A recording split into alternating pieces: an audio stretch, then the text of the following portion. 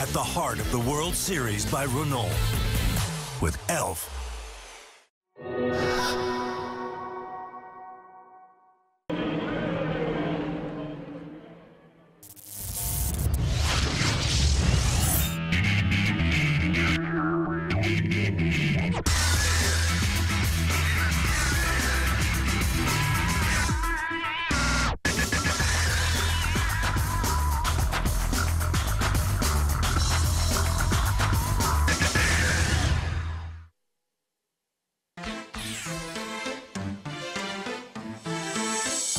Straddling the Danube, the capital of Hungary, two cities, Buda and Pest, which bring together the business and the political part of the country. And just outside of this medieval wonderland is Eastern Europe's first ever Grand Prix track, the Hungaroring, opened over 20 years ago and still the venue for the Hungarian Grand Prix on an annual basis. It's also a regular port of call for World Series by Renault, and we are back again Sunday morning with the first of our two races on Eurosport today. Live coverage of the Formula Renault 3.5 race, and we also will be bringing you the 2-litre Formula Renault Euro Cup race later on this evening. So plenty of excitement, and again the track and the sky both dry.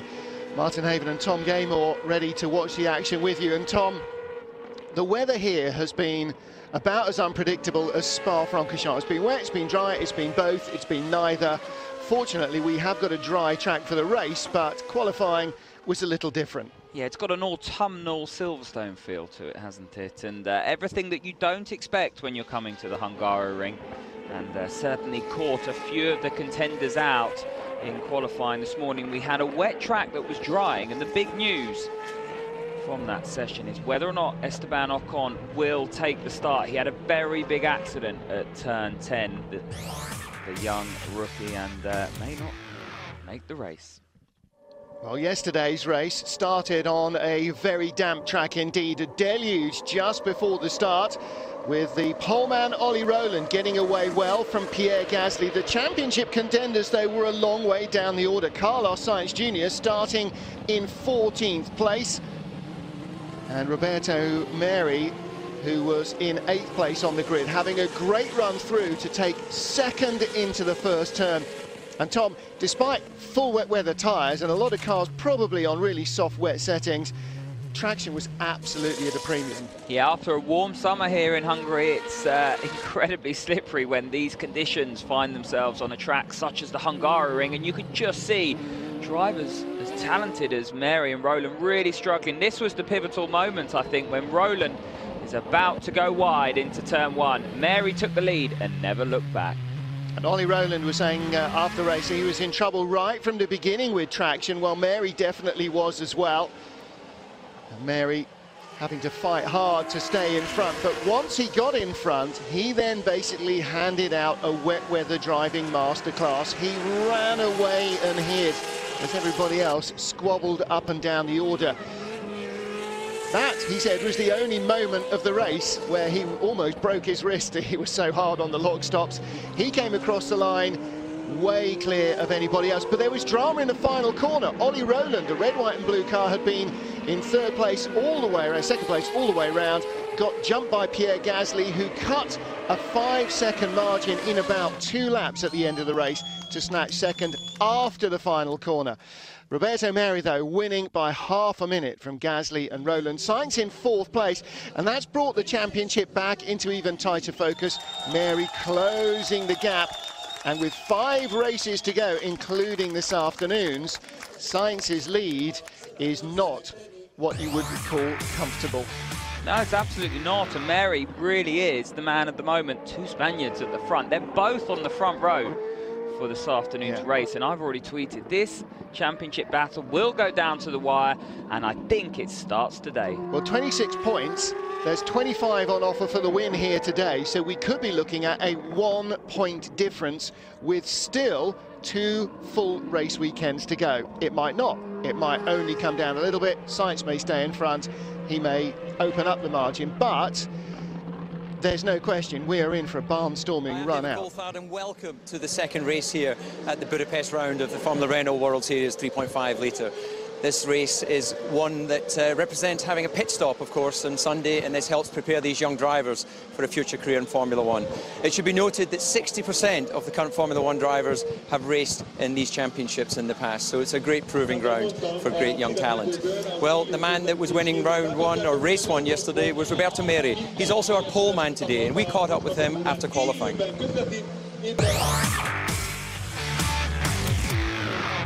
It was a bit tense because everybody was improving lap times because the track was getting drier and drier. But yeah, it was pretty good because I was able to get a good rhythm. The car was really good.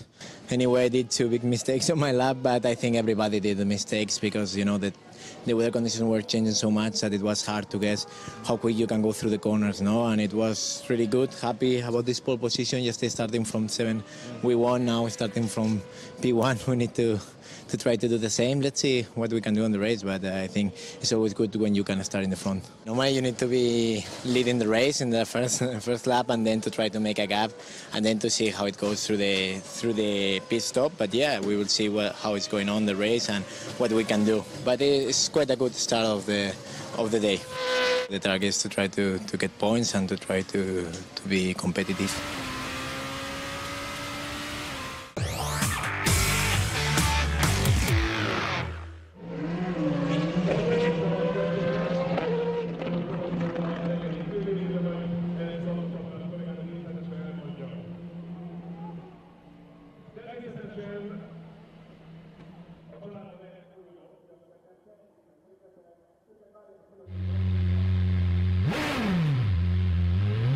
Well, we're expecting David Coulthard to pop up any second now. However, their running order seems to have gathered a little bit of mission creep. Roberto Meri making his way under leaden skies through a very busy grid. And we will have DC back in just a moment. He's just done the Formula One demonstration, by the way, wowing the crowd. And for those of you who were watching yesterday, very cold, very wet, very miserable, very few people here. Today, much bigger crowd, the sort of crowd that we are used to seeing at the Hungaroring. Roberto Meri will start from pole position here, and after yesterday's demonstration, let's see what he can produce in dry weather. Carlos Sainz Jr. alongside him on row 1 of the grid. Norman Nato, the second Dams car, lies in 3rd position, so Dams cars 2nd and 3rd in qualifying. Very impressive. I'm joined now by Jamie Dye, team manager of Fortec Motorsport. Frustrating race 1 here in Budapest, losing out, Jamie, at the last corner yesterday. Yeah, a little bit disappointing. I think people may have managed their tyre pressure slightly differently, all the drivers overdrove. But one of those things, and if somebody can go from 7th to 1st yesterday, maybe we can do something similar today. Well, today is about strategy, of course. You have the mandatory pit stop. So how do you prepare for that? It's looking a bit grey as well. Yeah, at the moment, I think we're going to just play it by ear and see what happens. But we've got a little bit of a plan what to do, but let's just see. This is obviously a great championship for developing these young drivers. You're a man who's got experience in Formula One. Yeah. How do you go about applying your knowledge from that to help develop them for the future? Basically, we try to run this one like a mini F1 team, and then we're teaching the guys below in our other junior categories so that hopefully they can get the picture by the time they arrive already. Okay. Well, Jamie, thanks for your time and best of luck. Thanks very much, David. Old friends working together. There is Ollie Rowland. Well, he was a little downcast yesterday after getting jumped in the wet for the lead and then getting jumped in the final corner for 2nd place. Yeah, he was downbeat this morning after qualifying as well because he feels that he could have been right up there on pole position. He stalled after the red flag. We had a 4-minute dash to the checkered in qualifying this morning. He stalled in the pit lane, and that meant he didn't get the extra lap. 3 drivers did get the extra lap in that final 4 minutes. They were Roberto Meri, Carlos Sainz Jr., Norman Nato. Look where they are on the grid. Top 3 on the grid, and they're 2 seconds quicker than anybody else, and that shows how fast the track was drying, Tom. And so that was really vital, wasn't it? And Roland down in 4th, best of the rest, and that's why he feels that he could have done that. He could have done the time that Meri did. Yeah, if only somebody hadn't stalled. Oh, that was him. Yeah. Exactly. Well, you know, but he was downbeat on himself. I said, listen, you're a rookie. These things happen. Yeah. He's got it all to look forward to. He's perfectly placed, and boy, oh boy, can he drive. He is one person that really likes to race, and Meri and Sainz, they're going to go for it. They're going to attack each other because they're that way inclined. And Science Junior said to me this morning, Mary has all the pressure on his shoulders. I don't have any pressure because he's the one trying to catch me. I'm okay. And that's one way of looking at it. Some people would look at it and say he's got all the pressure on his shoulders because he's got it all to lose. It's all about perception. That's the beauty of being a sportsman or woman. And dealing with pressure, it's how you perceive it to be. And how much Carlos Sainz Jr. actually believes that. That's what he said to me. I believe him. He's sort of an ostentatious character. I think he's pretty genuine, though, isn't he? I mean, you know, I think you could pretty much take him at face value, same as his father. I think that's, you know, what he says is pretty much what's on his mind. If I was in the top 4, I would be worried about the drivers that are 5th and 6th on the grid. The Pons Racing team locks out row 3. Oscar Tuño and Meindert van Buren. Formula One driver Jules Bianchi. Now, Jules, you were racing in this championship a couple of years ago, so quite nice for you to come back and visit. Yeah, actually, it's a really good time for me to come here. I have good friends racing in World Series. Norman Nato, so I hope he will do a good race today. For sure, it's been a good experience to race in World Series, and I grew up a lot, so I'm happy to be here. Now, when you talk to your friends, and I'm sure you've got a few in the paddock here, are you able to offer them any advice from your experience in Formula One, or is this a very particular championship? For sure, it's a bit different from Formula One because of, first of all, the tires, but the car is amazing to drive, you know, and you have a lot of grip aerodynamically, which is similar to Formula One, so it's for sure a good experience. I can give him some advices sometimes, but he's good enough to know what to do. Now, difficult place for you to be in Formula One with a small team like Marussia. You've had a great season, scoring your first points in Monaco.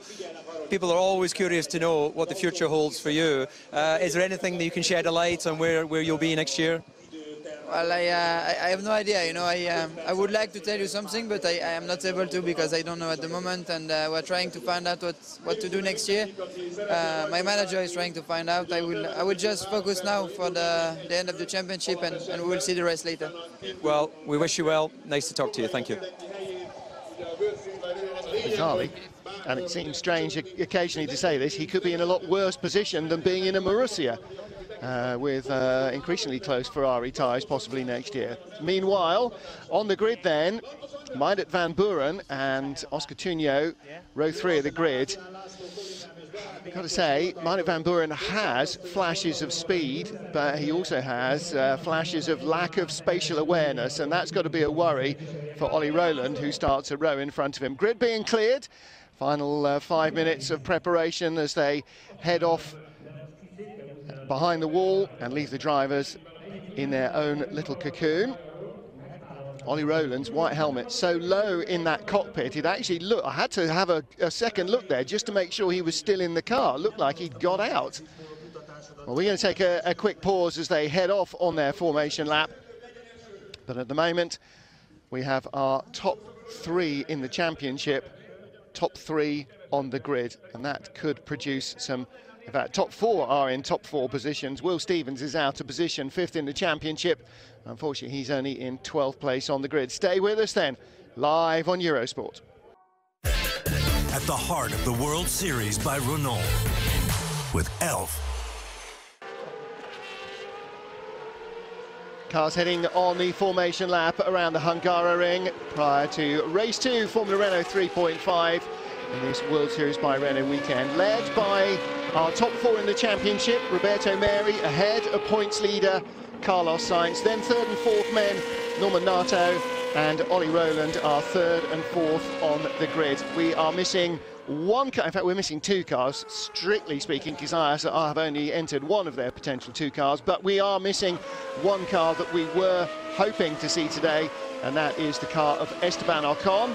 The Formula 3 Euro Series, or European Series Championship leader, wrecked the car in qualifying, and unfortunately even Comtech are unable to provide him with either a spare or a repaired one. Looking at the grid as we go through, top 4 in the championship, then the Pons Racing duo. Pierre Gasly only 7th on the grid, but he's just in front of Will Buller and Marco Sorensen. Nicholas Latifi, rookie this weekend, making his Formula Renault 3.5 debut yesterday. Good qualifying from him, 11th place behind Sorensen, so the 2 Tech 1 cars hovering around the top 10. Cameron Twyman had a good race yesterday in the rain, picking up some tips from Roberto Meri once he got by him, and finding an extra 10 kilometers an hour in one corner alone, he was saying, just by following what Meri was doing. And Esteban Ocon didn't get a qualifying time, and or a competitive one, and there is no car from him, so the young Frenchman will not be on the grid.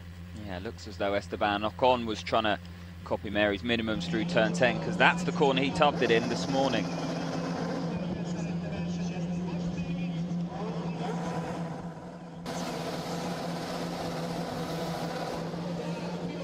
Cars coming to the grid in Hungary. Race 2, Formula Renault 3.5. The red car of Roberto Meri on pole from Carlos Sainz. Then the yellow and black of Norman Nato and the red, white and blue of Oliver Rowland. That's your top 4. We have 22 cars ready to go for 40 minutes plus one final lap. Very even start from the front row men. Roberto Meri looking over all the way at Carlos Sainz, trying hard to close the door. Nato going the long way round the outside. Bravery gives him the lead. Can he hold it? No, Meri cuts back on the inside. They're going to be wheel to turn 2, but Meri couldn't get the power on. Nato is in front. Rowland, and there's a massive accident further back. And that is 25 upside down. Oscar Tunio, that is the second of the Arden cars. And the third car there was that Mathieu Vazavier. We will have surely a red flag for that, with cars upside down. It's Nato, Meri, Roland Van Buren. The safety car has been scrambled. Safety car scrambled. Medical crew very quickly on the scene, because they follow the pack down to turn 1. And Tunio there, not quite out of the car yet. Will Buller's not out of the car either. There's the safety car, and as you said, Martin, maybe a red flag. It depends on how quickly they extricate Tunio from the car. Let's hope everyone is okay, but as it stands, the safety car is on duty. Now, Sirotkin was delayed there and has rejoined, but that's Will Buller. He's looking a bit ginger. Yeah, I bet he is. I wonder if he's been up in the air as well then, because there doesn't seem to be too much. Lots of smoke from the back of Sergei Sirotkin's car, and that sounds rougher than a, I don't know what, bag of spanners. I was going for another simile that involved badgers, but which I probably won't use, and that's the end of his race. That engine is going no further. He'll be lucky, actually, to get what's left of that Renault engine back to the pits. Well, he needs to get offline, really. And there's Will Buller, looking a bit winded, actually. Yeah, that's why I suggested, ginger, yeah. Has he been up in the air? I don't know. They can't seem to get Tunio safely out of the car, because the problem is, with the way it's lying, the cockpit is... Let's see if we can see what happens further back. Behind the leaders. There's Buller, and ooh! So Tunio got flipped over Buller's nose. And that was Nicolas Latifi sitting there. That was Latifi, not Vazavier. So the way the cockpit lies, they couldn't get him out of the car safely. So that's why they're now moving it up onto his side to get a better opportunity. When you go up and you have the force that he's had, it's a lot of pressure through your spine, and obviously your head's exposed. So we do hope that he is okay and didn't take any impacts to his helmet. But a frightening accident for Tunio. Yeah. He's certainly one that I've figured is one to watch and will be a very exciting young driver. The car back on all 4 wheels, you can see in the background. We're going to go for a quick commercial break.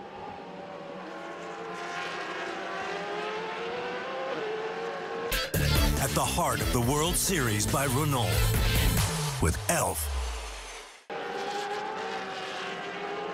Safety car stays out. We're under caution here at Hungary. Clock continues to tick, so these laps are, quote, racing laps. They certainly are for the safety car driver who's got his McGann Sport flying on the door handles to try and keep speed up in these cars. And Tom, look in the background, big heavy clouds. It's raining over to the west there. I wonder if that's going to come this way. There's your race leader though, Norman Nato.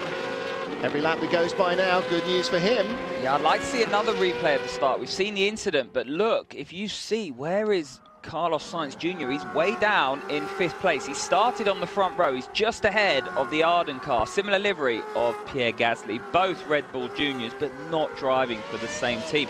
Now, the real problem for Carlos Sainz Jr., he's got Minot Van Buren in front of him. It's uncharted territory for Van Buren. It's a very, very good showing, and no disrespect to Van Buren, but I don't expect him to have the outright pace of Ollie Rowland and Meri out front. And this is a replay of the start. So look, a reasonably good getaway from Mary, but it's Nato on the second row, the yellow-nosed car, that makes a great getaway. Mary's got his hands full. He's got Dam's cars either side of him. Carlos Sainz thinks better of it. Nato all the way around the outside, do or die. And then, look, he's slow.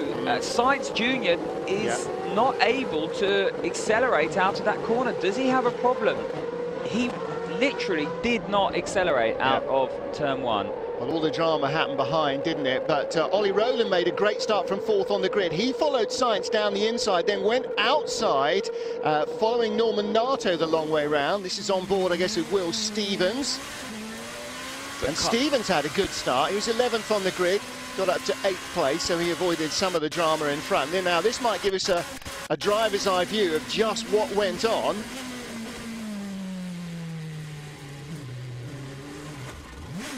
It's all fairly innocuous. Everybody drifts out wide from the apex. I'm not sure where in that sandwich the smoky Sirotkin was. In fact, this is Matthias Lane's view, not Will Stevens' view.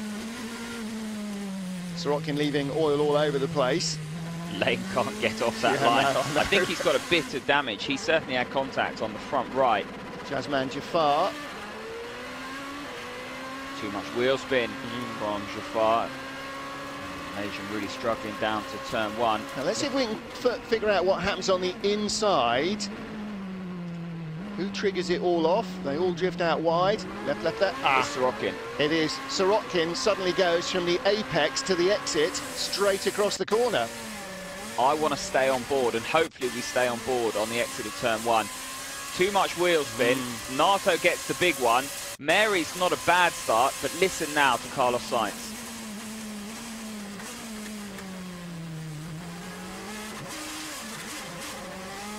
Oh, gets a false neutral. Yeah, you see, that was the problem. So he couldn't accelerate because he had a box full of neutrals. That's given Van Buren and Gasly the run.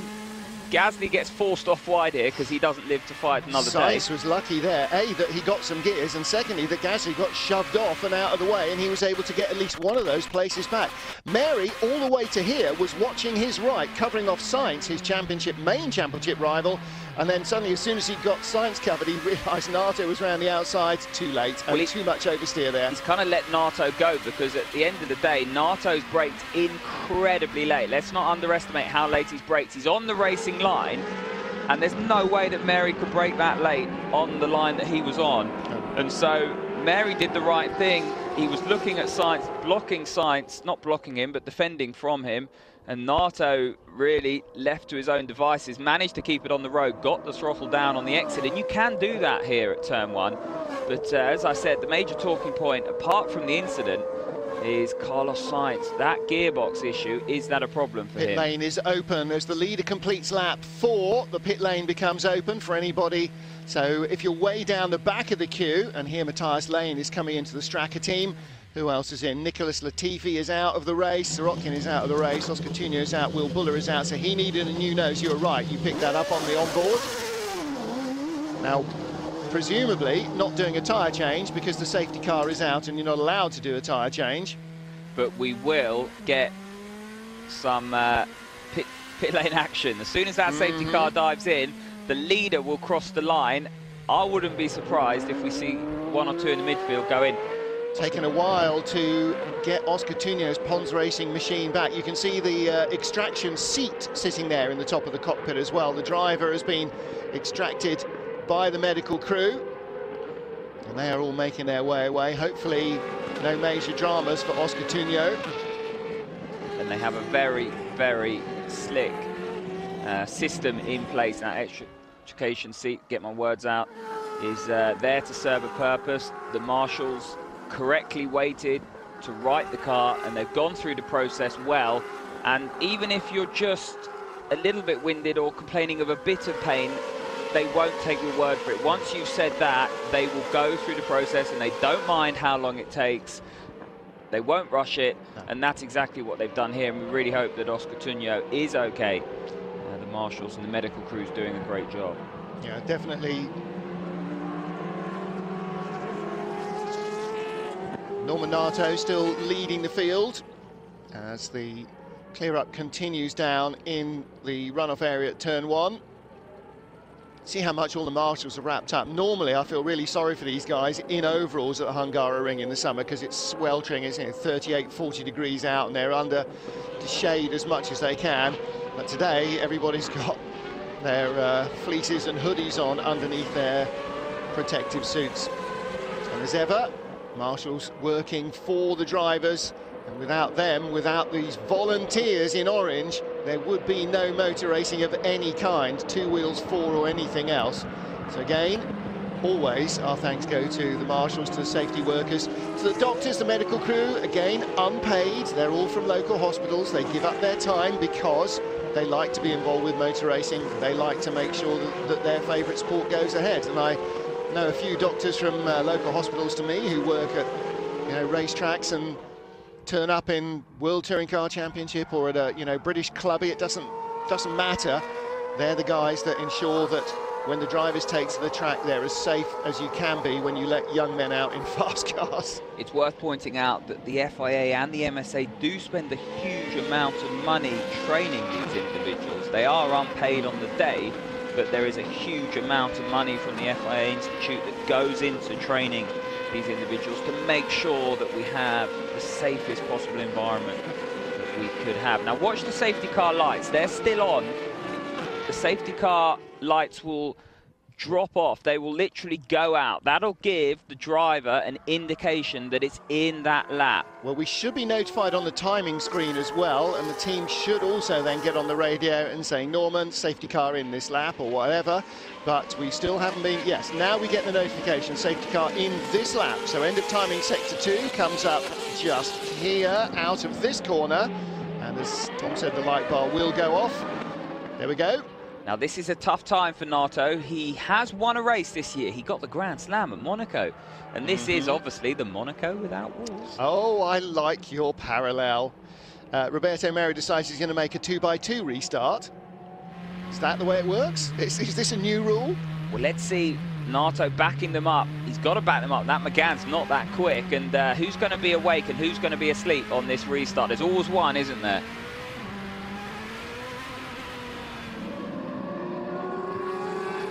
Here we go, we are heading to green. Norman Nato leads the field out into the final corner, turn 14 at the Hungaroring. Right with him is Roberto Merri, and the man asleep is Ollie Rowland in third place, but behind Meinert van Buren, Carlos Sainz and Pierre Gasly. Three-way battle to try and get by Meinert van Buren. No. Roberto Merri has a lunge at Nato, a big lock-up. Van Buren is still in fourth, and Sainz, I think, was fighting off Gasly instead of attacking. Brilliant driving from Nato. He stopped it on the apex there, stopped Merri getting the run. Merri was looking for the cutback, and look how, I won't say desperate, but he's aggressive, isn't he? He's driving here like it's still wet, Roberto Merri, trying to get around Nato at every turn, and Gasly and Sainz were nose to tail. Car number 1 is in front, Carlos Sainz still, but Gasly was wheel to wheel with him. Those two Red Bull livery cars are different teams, and each is out to do better than the other. Gasly needs to get in front of Sainz if he wants to try and work himself in any way into championship contention. He's not that far out, 48 points. There's 50 for each race weekend in the remaining 2 race weekends, plus 25 here. So Gasly is still a contender, but Merri at the moment, if he hasn't ruined his tyres, Nato's tenure of the lead might be tough to hang on to. Now we're going to look for the early pit stoppers. There will be some this lap, I predict that. Merri running wide, that'll give Rowland a bit of a run. Rowland not quite quick enough. I don't think any of the top 3 will blink, or they shouldn't blink this time around. We'll have to wait and see who's going to go in. It'll be someone in the midfield. Oh, it's got Gasly. to be, yes. Gasly jumps, and Giotto or Will Stevens, who went in. It's both the Red Bull cars and Stevens. Yeah, Sainz and Gasly both went in, and Will Stevens. A very late call, and I didn't think that they would go that early, but Sainz and the team have obviously realised he's stuck behind Van Buren. Battle under braking for what is 6th place now. Marco Sorensen inside Roman Mavlanov holds his position. There's the Tech 1 car. That was not a good stop. Well, Dams have got a hair back out ahead of Gasly, so that's as you were. That is a really aggressive move from Sainz Jr. and Gasly. It was and Dams, yeah. I'll get there, third time lucky. They were stuck behind Van Buren and they've thrown the dice. They want to be aggressive, and so full credit to them. And that just shows that they want to win this championship. They want to do it in style, and they're not feeding the pressure. That Tech 1 car, incidentally, was the Canadian Nicholas Latifi, the rookie, making his first World Series weekend this weekend. He got tangled up and was really heavily delayed. He's been in the pits already, so he must have been in for a check-over, and wisely so, actually, after getting involved in that first corner tussle. So he is right at the tail of the field. Sainz, Gasly, Jafar stopped as well, Will Stevens and Latifi. They are last, well, 15th on down, but in that order. And lots of jiggery-pokery going on here. And now what you have is Mary's in a bit of a conundrum, because he's going to have to think about covering off the likes of Gasly and Sainz Jr. if he can't get past Nato. Rowland is in the pits from third place, Ollie Rowland. And he was stuck behind Roberto Meri, wasn't he? So that's not a bad call. Well, they've elected to roll the dice because they know that Meri is stuck behind Nato. So they're going to go, right, we've got to cover off position here, because otherwise Sainz Jr. and Gasly are going to leapfrog us. And so good call from the Fortec crew and Ollie Rowland. And interestingly enough, it wasn't from Meri and Zeta Course. So yeah. Let's see how that'll play out. Strategy is such a beautiful thing, and the bigger picture will roll out. I love the pit stop race that we have in World Series by Renault. Matthias Lane back in again. Now he came in for a nose change earlier on. That is his tyre change, because he, although the pit window was open, he couldn't change tyres because the safety car was out. Incident in turn 1 being investigated naturally. As you have to, because it's a multi-car pile-up, and even if nobody's to blame, you've still got to look and make sure that you haven't got a loose cannon rolling around the deck who needs to be sorted out. Marlon Stockinger in the Lotus car and Pietro Fantin. Ollie Rowland coming back out in front of Sainz and Gasly up the inside of Sainz, who got caught there behind Ollie Rowland and didn't make a very good fist of that. Well, he didn't get caught, he just went for gold. He tried to pass Ollie Rowland, went offline, too much oversteer. He had way too cold rear tyres to try that move, and that's what caught him out. He couldn't turn in because he had the oversteer, and Mary's staying out. Is the rain arriving? Is that why Mary's staying out?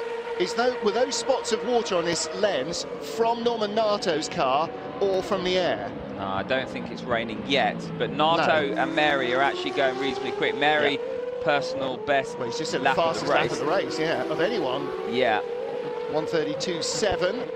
So those two have got the hurry up, because they've basically been told by their pit crew that if they're going to make this work, they've got to stay out and they've got to go quickly. So over to you, boys. That's basically the call from the pit wall. This is our strategy. We're sticking to it. We're not going to go defensive and cover the others off. We're going to go for gold. You have to go quickly, and that's what Mary and Nato are doing. Pietro Fantin comes out, Cameron Twyman is out, and Pierre Gasly has shaken off Sainz just at the fastest lap of the race as they went through shot there, and he's all over the back of Ollie Rowland. So Twyman is back out of the pits, came in from what was 9th place. Of course, as they cycle through all the stops, you go further and further up the order. I tell you what, Sainz Jr. will be absolutely ruining that mistake, because passing around the Hungaroring after the pit stop phase is very, very difficult. On that last lap, Tom, Sainz was 2.2 seconds slower than Gasly and Rowland. Than Gasly, rather. Yeah, he's trying to find his rhythm now, because that really will be a sucker punch in the abdomen. I tell you what, you really will think, if you're Carlos Sainz Jr., my oh my, how did I let that slip? Because not only has he let Gasly pass, Rowland came out just in front of him, and that'll be really frustrating for the Spaniard. In comes Luca Giotto. He was just between Mathieu Vazavier and Roman Mavlanov. Gasly again going fast, but Sainz quicker this lap. Mary is in. The race leader is still Norman Nato. So what a Rowland and Gasly got down to turn 1. This is it, Martin, you call it. Who's coming out first? Okay, toss of the dice. Where is Ollie Rowland coming down the straights? Roberto Meri will cover that off comfortably, and he will not have lost any ground. There's Ollie Rowland, there is Pierre Gasly, and there is Carlos Sainz. They're not going to be close enough until way after the chicane, and by that time he'll have got to grips with those tyres. Oliver Rowland currently in 8th place, but when the pit stops have shaken out, he will possibly still be in 3rd. And it's worth pointing out here, for sure, Norman Nato's got to pit. He has to just cover position now. Track position's everything. So if he can just get a good in-lap now, a good pit stop, he will come out ahead of this quartet of cars, and that's his work done. 18 minutes left on the clock. He just needs to drive to his marks, and it'll be very, very difficult for Mary to pass him and risk everything. So Norman Nato, for me, has to pit this lap. Well, it's interesting, isn't it? Once you've been undercut, Nato is in. You absolutely called it the way that Dam saw it as well. Once you've been undercut, do you immediately react, or do you stay out as long as you can? Gasly, like he did yesterday, trying to drive around the outside of Ollie Rowland, who again is slow off the corner, really forced in deep under braking by the Frenchman. Gasly and Rowland dicing at the moment for 9th place. And Norman Nato, nice stop from Dams, out goes the race leader. So Gasly and very quick. Mary in the foreground. This is going to be quite close. Nato is going to be a couple of seconds at most ahead of, not even that, half a second ahead of Roberto Mary. And Mary's going to attack him. Mary has the warmer tyres, and this is all down to how quickly Nato can get up to speed, because we saw how aggressive Mary was on the first lap. Yep. If he gets anywhere near that gearbox on this lap, he really will throw the kitchen sink at him. This is what the race is all about. This lap will decide the race. So we have our leader fresh out of the pits, Norman Nato. The yellow and black Dams car is on cold tyres, and right behind him is Roberto Mary, who is on hotter tyres. 1 lap hotter, but enough to give him a real closing distance. Well, this is the current leader, Minot van Buren, with Mathieu Vazavière behind him, but when they have finished their pit stops, they will be back down in the bottom end of the top 6. So it's all about Norman Nato and Roberto Mary. Frankly, nobody cares about these two. TV director, show us the battle for victory, please. They're getting airtime, and Minot van Buren, he's leading a World Series by Renault race. Vaxivière in 2nd, and the sponsors will be absolutely over the moon. But we're not. We want to see the real battle for the race, because once the pit stop phase plays out, as you say, Martin, they will filter down the order. Well, this is the 1 lap that's going to decide the race, and the director has decided to leave the potential winners and show guys that aren't going to feature on the podium, never mind anywhere else. Second seat, of course, car is in, and didn't have his foot on the brake, I don't think. Not a great stop for Roman Mavlanov, and there is the challenge for 3rd place, or what will be 3rd place. Pierre Gasly down the inside of Oliver Rowland, but where are the leaders, or where are the guys who will be the leaders? Nato and Mary. Nato still in front of Mary, even though Mary's just set the fastest race lap. And Gasly using his DRS to good effect down the front straight. 350 seconds, it's a countdown on their dash. They'll press it, it'll be a rear wing element that's pneumatically powered, that stalls the airflow over the rear wing, getting rid of the drag that big rear wing creates, and it just gives you that extra amount of speed. It's a little bit different to Formula 1, and you can see the DRS flap closed on both the cars as they hit the brakes before you'll see it open. There you go. You have to open it before you hit the brakes because it's stalling the airflow. It's different to Formula 1. So if you hit it, the brake pedal with 100 bar, and it's still shut, you're not going to have as much downforce as you thought you would. And this is what we've been wanting to see. And finally, we're back with it. Well, Mary looking racing.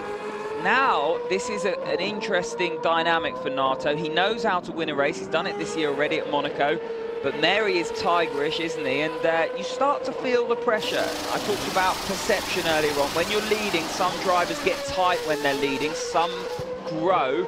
And what's Nato going to do? Grow in stature, or is he going to feel the pressure from Mary? Well, he's going to feel the pressure, no question. Mary is showing his nose in every turn.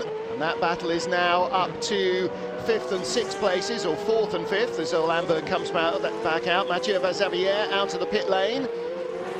I think he's got ahead of Minot van Buren. I think he might have. That'll be a good result for him if he has. This is going to be very interesting, though, as you say. 14 minutes plus 1 lap at the end. Might even come down to what happens on the last corner of the last lap. And how much tyre Roberto Mary's got left. And, of course, being behind on the long front straight at the Hungaroring is the best place to be on the last lap, isn't it? Because you've then got the opportunity to try and slipstream past the guy in front. And I don't think that Nato is going to be that far away, the way things are shaping up at the moment. It's a difficult one, the Hungaroring, because it's very difficult to follow in this middle sector, these long, fast corners, and then the long corner on to the start and finish straight. You need good mechanical grip there, but you do need quite a lot of aero as well, so you tend not to be able to get on the throttle that early. That just gives the car in front, even with the DRS, an opportunity to fight for another day. Like I said, the DRS very different to Formula One. The rear wing in Formula One opens up, eliminates all drag completely, and it is literally like a turbo, you know, it's a computer game. We've seen that before. I don't like it. This is a little bit more calculated. It stalls the rear wing. There is still an element of drag, but it does give you an opportunity. You have 350 seconds, so when you're on your DRS, what tends to happen is the car in front is on their DRS, but then strategy comes into play, because come the end of the race, you have people that have used all their DRS, and that, if you've still got some left behind, is when you can really leapfrog and go for it. Absolutely right. So it's how much Norman Nato has to use to defend compared to how much Roberto Meri in the red car is using to attack. Now, these guys are now third and fourth. Bajcevic leads. I don't know why we're not seeing the AVF car. The director was so keen on showing us auto Rams in the lead earlier on. Meinert van Buren comes back out in about 9th or 10th place. He was leading for a while. Bajcevic, it might be the first time that she's led in World Series. Marlon Stockinger in second place, but this is now the battle in third between the guys who will be our leaders once all the pit stops are completed. And again, Tom, just the tiniest piece of elastic tying them together. Yeah, you can see the problem with the Hungaroring is there's not really any opportunity to use your DRS apart from the start and finish straight, so therefore the drivers use it quite sparingly, so whether or not they run out, we'll have to wait and see. It's not like Spa-Francorchamps where you have to really be clever about how you go about things. We're looking at Carlos Sainz Jr. Is now, is he behind Roland or behind Van Buren? Van Buren has stopped, so Carlos Sainz Jr. is having... Yeah, Van Buren hasn't come out in front of him, so... Yes, he has. Yes, he has. So and he's got a shocker. He's been Sainz under pressure from Jafar. It's like British Formula 3 again. Well, Sainz Jr., Jafar, as you said, after that mistake, he just wasn't at the races, was he? Yeah. He lost so much time to Gasly. Gasly was all over Roland, and still, even with those two battling, Sainz Jr. couldn't keep up. In the meantime, Van Buren was being pushed by Bajcevic, going very, very quickly, and has come out ahead of Carlos Sainz Jr. And we were incorrect, or I say we, I'll label you into that. I was incorrect. Bajcevic was ahead of Sorensen and not Van Buren, very similar liveries. So Van Buren, that has really paid off, staying out in clear air. Yes, absolutely, that really worked for him, didn't it? Bajcevic, incidentally, and Marlon Stockinger are both stopped. Visser is back in 13th place now, so Nato and Meri are first and second. Gasly third, and he's 5 seconds now clear of Oliver Roland in fourth place. The Fortec car just not quite got the ultimate pace here this weekend that Roland was hoping for. Van Buren in an adjusted 5th place after his pit stop, ahead of this battle, Carlos Sainz and the white and turquoise car of Malaysia's Jasman Jafar. But we talk about the Fortec car not having the pace. The Dams car has the pace. This is what is interesting. Does Sainz Jr. have a problem? He had a problem on the first corner. Now that, in these electronically powered cars, doesn't just happen. You don't just get neutral. You have to press a button on the wheel. I wouldn't be surprised if he's not managing a gremlin, but there's something not quite right in that car. He's a second slower than his teammate. I agree. He's missing a gear somewhere, isn't he? He can't use second or something, and as a result, he is struggling. So, I mean, all he's doing now is driving with everything crossed in the hope that a wretched thing doesn't stop working entirely. Exactly, and these things aren't mechanical. You don't feel them. No. Meanwhile, Jafar with Bajcevic driving the long way around the outside. That big shunt he had earlier in the season hasn't robbed him of any bravery, has it? Mathieu Bajcevic, impetuous around the outside. Jafar trying to squeeze him and make him work as hard for it as he could. Bajcevic didn't care, he was down and gone. Yeah, you've got to do the work if you're Jafar in the braking zone for that turn 2 element. If you leave it too late, they're already around the outside. Jafar had to brake later, had to just start to steer Vaxivière off on the entry. Otherwise, Vaxivière is going to stamp his authority. And once that was the case, he just had enough of the car around the outside just to stay there. Yep.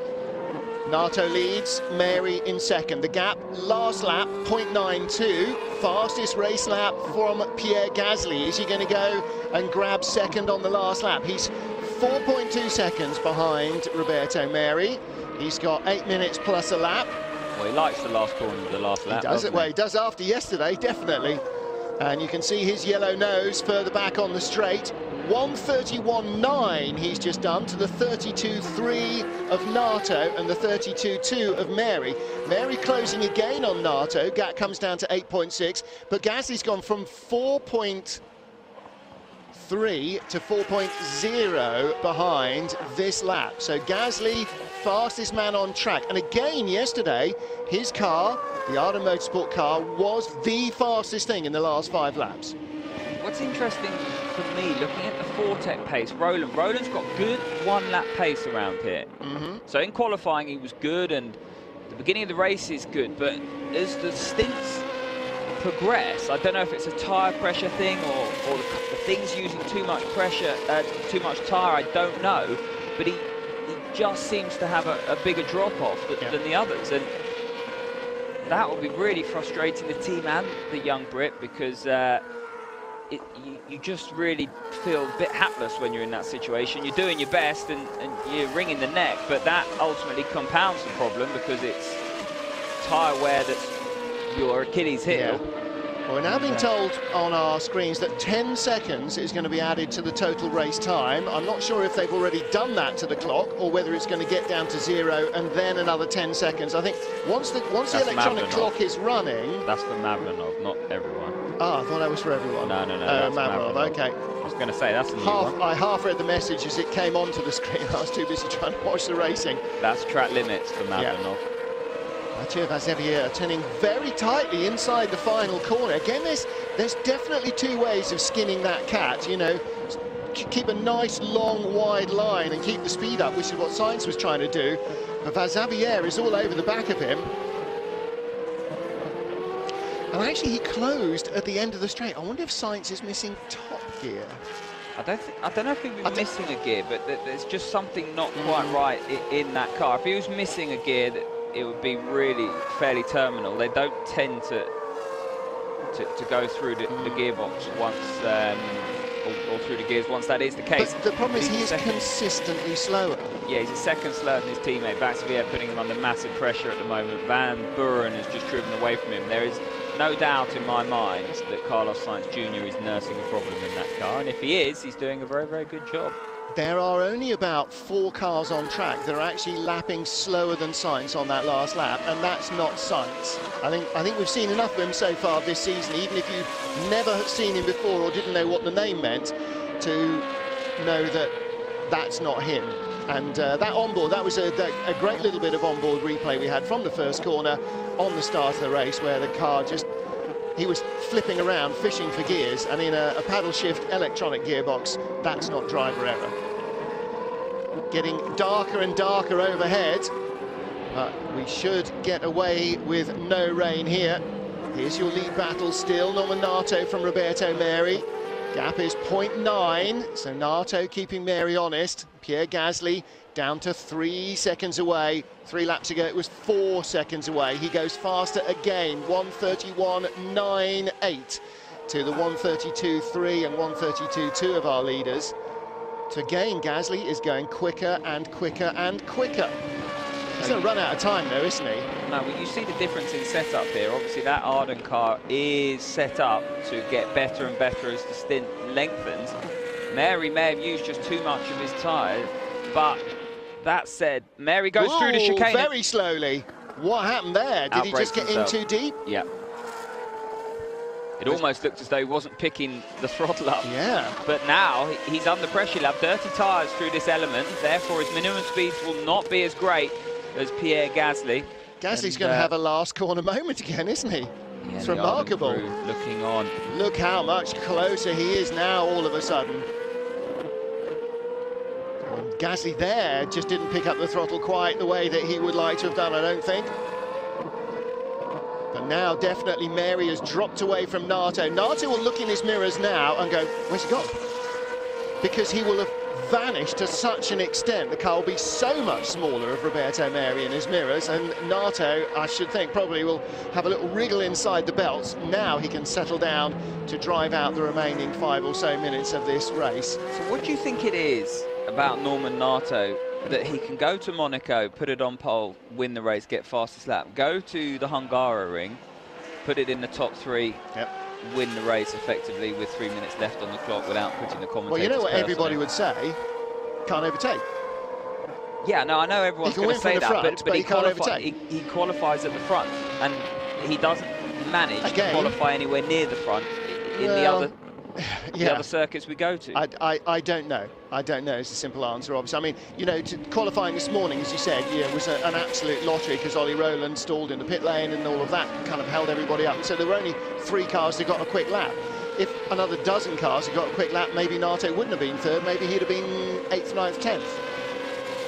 You know, so he's a hard one to judge, you know, and I thought that in 2-litre Formula Renault as well. He had days where he had flashes of speed and real flashes of brilliance, and other days where you thought, hang on, has he shown up at all?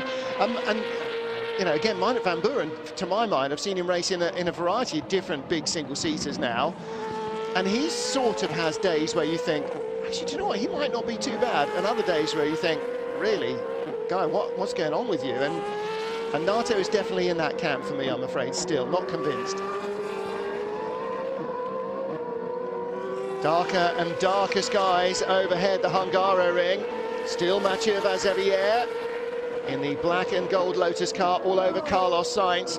Not able really to get to grips with Sainz. A couple of laps ago, he looked a lot closer to the Spaniard in their tussle for 6th position. But whatever's hobbling Sainz's Dam's car, it seems to come and go a little, and Sainz is back up to decent speed now. Pierre Gasly again setting fast laps, although actually our timing screen, fastest lap, no, he hasn't set one in a couple of laps, but he is still, in fact, now Roberto Meri has recovered because Gasly has now gone back out from 3 to 3.7 seconds behind Meri. Yeah, I think now certainly Nato's managing this race. Meri's just managing his pace. He knows the limit of the car now. He found the limit the lap before, made a mistake. He'll just sit on that. He's experienced enough with his DTM mileage to know exactly what the tyres are capable of, where the mechanical grip is, and he's just sitting in that window. He can't do much about Nato because of the dirty air and the state of play, so to speak, and Zeta Course crew looking on. I think Gasly's not given up, but you know, catching is one thing, passing is another. So often we say that, the Hungaroring really emphasises that point. Well, 2 factors, of course. First of all, he may well have run out of tyre because he came into the pits quite a long time ago. And secondly, he might have run out of DRS as well. You know, he may have been DRSing his little socks off all the way down the straight. Let's have a look. He might have run out of enthusiasm. Didn't it? Well, you know, what? Occasionally you get a little wake-up call from the car, don't you? Going, right, that's enough. Sonny Jim, you've had your fun. There is no more when you go to the well, and he might have had that moment or two. Ollie Rowland still 4th. Talk amongst yourselves. Norman Nato leading the race, 10th place in the championship, only 58 points to 169 of Sainz. Meh. Roberto Meri is going to take 18 points away from this, which will give him 148, 158, 161. Sainz in 6th position. 20, 18, 15, 12, 10, 8, 6 is going to get 6 points, which will give him 175 to Mary's 163. They're going to have an awful lot tighter championship when we leave here, because Sainz will have scored 18 points all weekend, and if they finish as they are, Meri will have outscored him by 25 in Hungary. And then we'll go to Paul Ricard, which is a fairly enjoyable circuit, and you can really get up on the wheel and race the thing in the first sector especially. And then we go to Jerez for the final showdown between 2 Spaniards, and they'll both know that place like the back of their hands. And what an exciting moment that could be. Van Buren on the back of Rowland. I wonder, will they? Because Jerez hasn't been used a lot for international racing for a long while. Last lap of the race, Ollie Rowland Of course, they're Desperately Spanish. hoping that Minot van Buren. Yeah, well, you say, okay, yeah, you're English. How well do you know Croft? Yeah, how well do I know Donington? That's how well do you know basically the Brands Hatch equivalent. Grand Prix circuit? Yeah, very well, thank you very much. Last lap for Carlos Sainz as well. Can't come soon enough, can it? He's having an absolute nightmare. And Ollie Rowland, with Minot van Buren behind him, will be looking in his mirrors going, no, no, not again, not again, not on the last lap, not on the last corner. Van Buren couldn't be closer to Rowland. And Xavier, I think, still fancies a lunge at Sainz. I'm not sure he's close enough, but Van Buren, I think he might be close enough to risk something. I'm not sure that might be very good news for the man in the Racing Steps Foundation, red, white and blue either. The Fortec Motorsport car of Ollie Rowland, with Minot van Buren right behind him. This is the battle for fourth. Now, Van Buren has a top finish of 9th this year. He's comfortably inside that. He's 5th at the moment. That could be 4th, and it's not going to be, because he's just driven off the circuit and lost a whole heap of time. That'll be a wake-up call. That's the car going.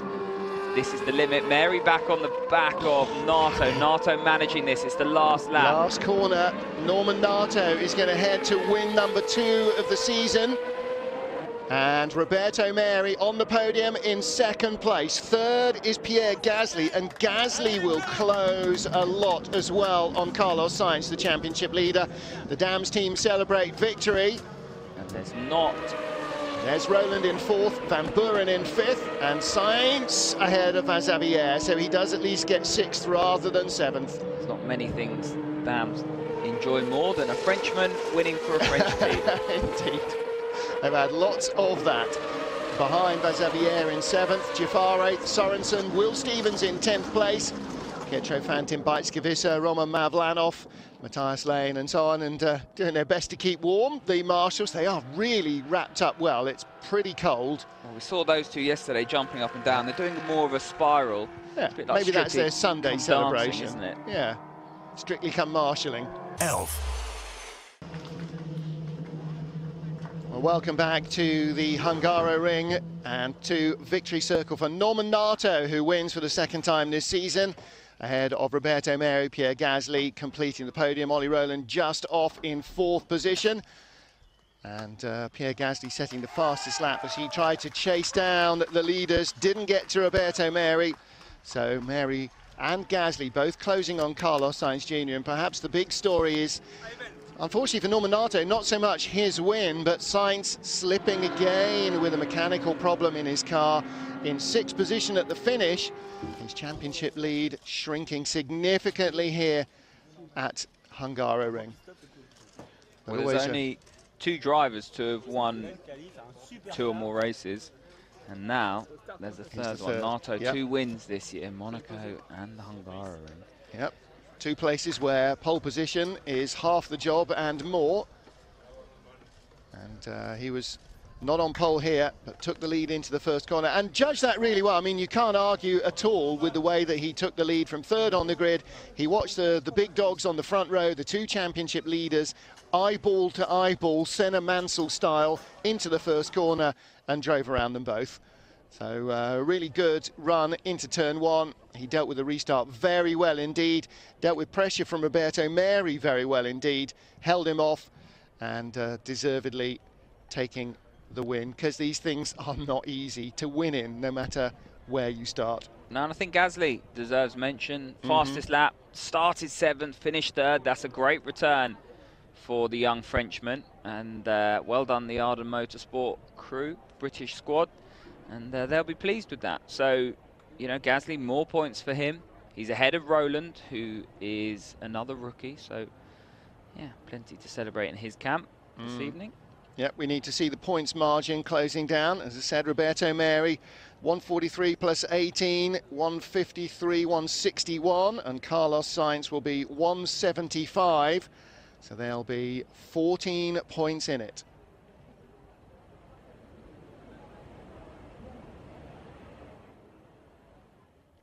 Well, lots of drama at the start of this race at the Hungaroring, with the barrel roll for Oscar Tuño in a multi-car pile-up.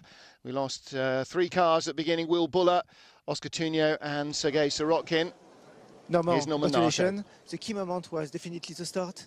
Yeah, for sure. For sure, the start was 50% of the job done. And after it was a really difficult race because it was really difficult to manage rear tires, especially on this track, so we know it. I tried to manage Roberto behind me. I'm really happy because yesterday I did a good qualifying, but disappointing race. And today, P3 in qualifying, and we won the race, so I'm really happy. Has it been difficult to get back to the rhythm after the safety car? Not really, because we had time to ram up the tire, ram up brakes, so no, not really. The more difficult thing is to stay focused and push straight away. Just really a question to manage the gap after? Yeah, but you have to manage the gap with Roberto.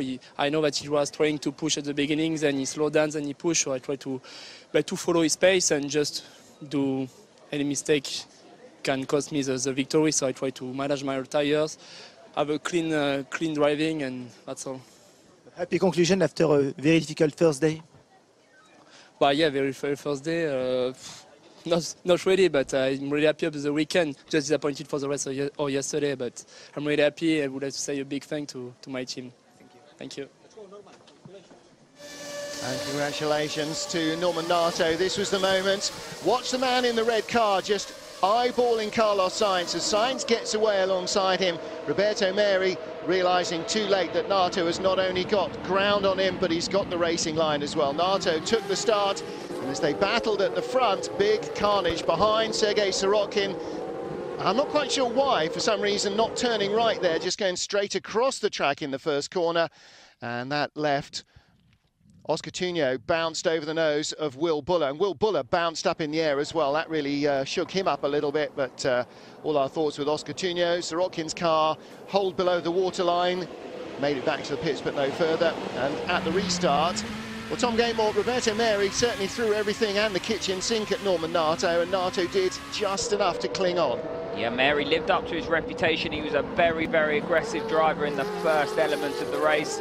And Sainz tried his best to be aggressive. He was limping home, we think. He had a problem in the first corner. That dropped him positions. That was of his own making as he lost the position to Gasly. Gasly then went on to pass Ollie Rowland, fair and square. DRS in action up the front straightaway into turn one, and the Brit couldn't live with the Frenchman. Further back, it was Jaffar and Vaxivière. Vaxivière putting a fabulous move on Jaffar all the way around the outside. That's as brave as you get. Yeah, great racing from Mathieu Vaxivière in the Lotus. Didn't quite get to Carlos Sainz in the end. He put the Spaniard under pressure, but the Gremlins didn't reappear to drop Sainz back down the order. So Sainz finishes in 6th position. And Norman Nato romping away once Roberto Meri made a mistake and gave him a second or so of clear air. Meri closed right up at the end. Nato had just enough to bring it across the line. Pierre Gasly completing the podium with the fastest lap in 3rd place.